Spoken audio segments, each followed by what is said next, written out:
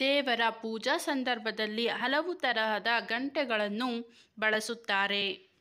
ಆಂಜನೇಯ ಸ್ವಾಮಿಯ ಗಂಟೆ, 2 ಗರುಡ ದೇವರ ಗಂಟೆ, 3 ಬಸವ ಇರುವ ಗಂಟೆ ಇತ್ಯಾದಿ. ಆಂಜನೇಯ ಗಂಟೆ. ಆಂಜನೇಯ ಸ್ವಾಮಿಯ ಗಂಟೆ ಸರ್ವಶ್ರೇಷ್ಠ. ಯಾರು ಆಂಜನೇಯ ಸ್ವಾಮಿಯ ಗಂಟೆ ಉಪಯೋಗಿಸುತ್ತಾರೋ ಆ ಮನೆಯಲ್ಲಿ ಎಲ್ಲರೂ ಸನ್ಮಾರ್ಗದಲ್ಲಿ ನಡೆಯುತ್ತಾರೆ.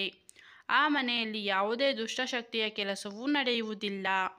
ಮಾಟ ಮಂತ್ರ ಆ ಮನೆಗೆ ತಟ್ಟೋದಿಲ್ಲ. ಮನೆ ಯಜಮಾನನಿಗೆ ತುಂಬ ಧೈರ್ಯ ಮತ್ತು ಬಲ ಇದ್ದು ಆಂಜನೇಯ ಸ್ವಾಮಿಯ ಆಶೀರ್ವಾದ ಯಾವಾಗಲೂ ಇರುತ್ತದೆ.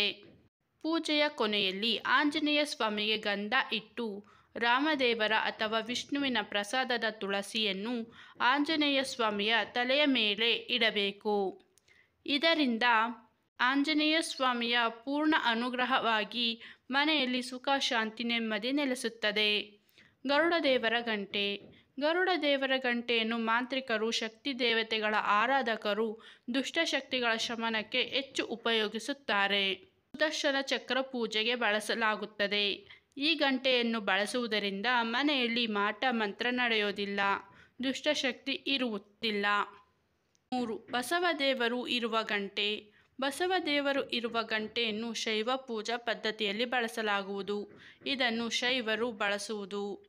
ಮನೆಯಲ್ಲಿ ಸುಖ, ಶಾಂತಿ, ನೆಮ್ಮದಿ ನೆಲೆಸುತ್ತದೆ. ಶಿವಪೂಜೆಗೆ ನಂದಿ ವಾಹನದ ಗಂಟೆಯನ್ನು ಬಳಸುವುದರಿಂದ ಸಾಕ್ಷಾತ್ ಶಿವನ ಕೃಪಾ ಕಟಾಕ್ಷ ದೊರೆಯುವುದು ಎಂದು ಶೈವ ಪದ್ಧತಿಯಲ್ಲಿ ತಿಳಿಸಿದ್ದಾರೆ. ಎಚ್ಚರ. ದೇವರ ಗಂಟೆ ಬಾರಿಸುವಾಗ ಪಾದವನ್ನು ಹಿಡಿದು ಬಾರಿಸಬೇಕು. ತಲೆಯನ್ನು ಮುಟ್ಟಿ ಬಾರಿಸಬಾರದು. ಪಾದವೇ ಗತಿ, ನಮ್ಮನ್ನು ರಕ್ಷಿಸುವ ತನಕ ಪಾದ ಬಿಡುವುದಿಲ್ಲ ಎಂದರ್ಥ. ಮುಕ್ಕಾದ, ಸರಿಯಾಗಿ ನಾದವಿಲ್ಲದ, ಶುದ್ಧವಿಲ್ಲದ ಗಂಟೆಯನ್ನು ಬಳಸಬಾರದು. ಇದರಿಂದ ಮನೆಗೆ ಬಡತನ, ದಾರಿದ್ರ್ಯ ಬರುತ್ತದೆ. ಸ್ನೇಹಿತರೆ, ಇಂದಿನ ಈ ಮಾಹಿತಿ ನಿಮಗೆ ಇಷ್ಟವಾಗಿದ್ದರೆ ದಯವಿಟ್ಟು ಲೈಕ್ ಮಾಡಿ ಮತ್ತು ಚಾನಲ್ಗೆ ಸಬ್ಸ್ಕ್ರೈಬ್ ಆಗೋದನ್ನು ಮರಿಬೇಡಿ. ಮತ್ತೊಂದು ವಿಶೇಷವಾದ ಮಾಹಿತಿಯೊಂದಿಗೆ ಭೇಟಿಯಾಗೋಣ.